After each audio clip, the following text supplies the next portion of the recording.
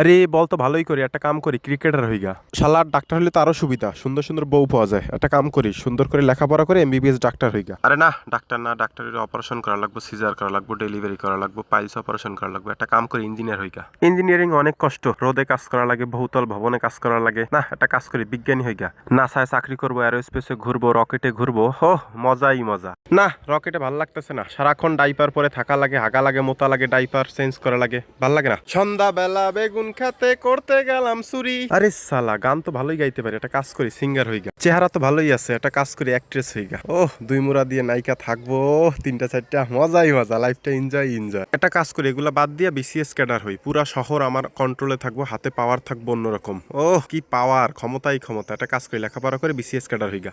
ধুর বাল, লাইফে কিছুই করতে পারলাম না, ঠিক বয়সে বিয়ে করলাম না, না করলাম ভালো করে লেখাপড়া, আমার দিয়ে কিছুই হইব না। এর থেকে একটা কাজ করি, রাজমিস্ত্রি অথবা ভ্যান গাড়ি চালাই গা। শেষমেশ এটাই আমার জন্য সেরা সিদ্ধান্ত। ও, আমি এখন প্যাডেল মারি খুলনা শহরে, দৈনিক কামাই 300 টাকা, বউ খাওয়াবো কি করে।